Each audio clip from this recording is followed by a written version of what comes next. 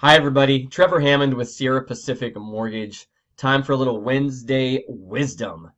Now, as the saying says on the screen here, what you resist persists. This is some ancient wisdom that I have heard for years and years. You probably have as well. But how does that relate into our business? What the heck am I talking about? I've been thinking about when you're having a great consultation with a client or a great, phone call, what we call a discovery call. And it's going so well, and then at the end of it, they just drop that hammer on you, and you're crushed because you felt like, man, we've really connected. And they say, hey, we just want to be upfront with you that we're going to be talking to a couple other lenders, getting a couple more quotes. And what happens is we start to draw in when we hear these words. We start to get real protective. We get a little offended even, like, man, I just poured into you. And in a nutshell, what we start to do is we resist their their perceived need to protect themselves. Okay? Human beings are always going to do whatever it takes to protect themselves. That's how these crocodilian brains work. All right? So by the end of that 1 hour consultation or 10-minute phone call, they still, for some reason, have the need to protect themselves. They don't feel protected yet. That's not on them. That's how our brains are all wired. So what I want you to not do is go into convincing mode or that hard sell mode, because now you're just backpedaling. You're just looking like a needy salesperson.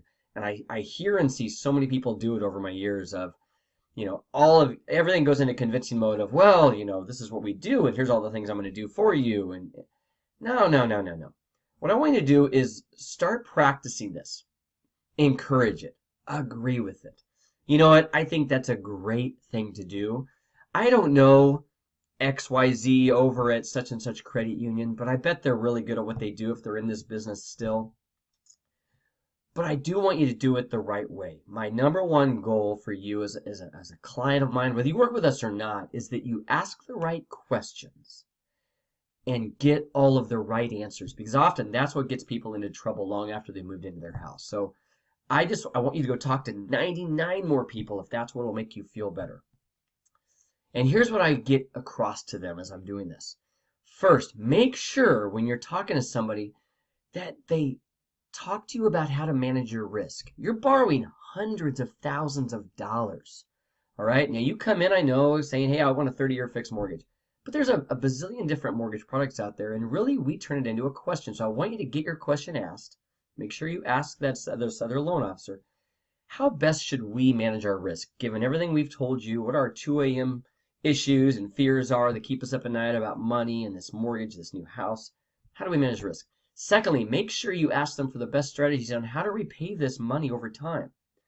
And even better, how to repay some of these other debts you've got. You've got student loans, got a couple credit cards, you've got auto loan, you want to do some home remodeling when you get into this new house. Ask them for their advice on how best to repay this money. And third, easy one, granted, my daughter could do this for you. How much can we borrow? How much can we pre-qualify for? But make sure there's a big, thick line between how much they suggest you borrow. All right, and that's what got blurred in the whole run-up before the mortgage meltdown. How much do you borrow versus how much you're allowed to borrow or qualified to borrow? And that's really what you need to be discussing with this other loan officer, all right? What is their advice? Because a lot of times they're just going to hand a couple different fee worksheets in front of you and say, tell us what you want to do. Now, that's 4 of the 7 steps that we always teach our clients, but there's 3 other steps that unfortunately I find a lot of mortgage professionals out there don't even know exist.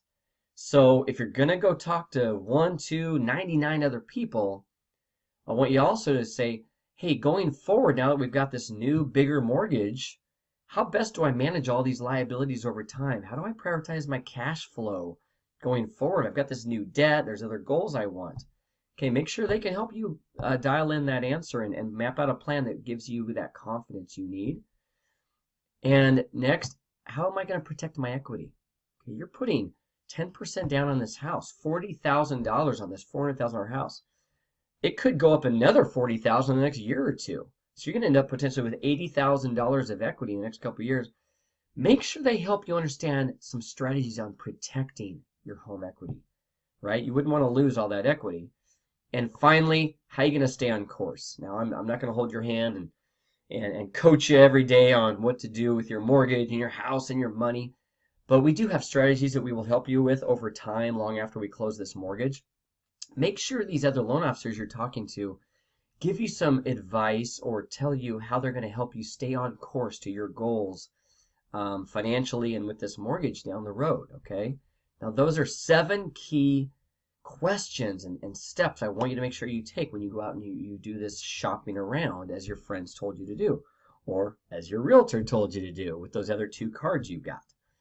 So, off the role playing, that is how I, as sincerely as possible, want to help a customer, that person trying to buy their first house, their 4th house, shop the right way. Now, guess what? I know 99 out of 100 mortgage professionals will have no idea how to answer any of those questions. And the only reason I can confidently suggest they go ask these questions is because I have solutions and processes built around all that stuff. And I know it's very unique in this industry. So if you take the time to prepare, I hope you get an idea of how easy it would be to encourage them to go shop around.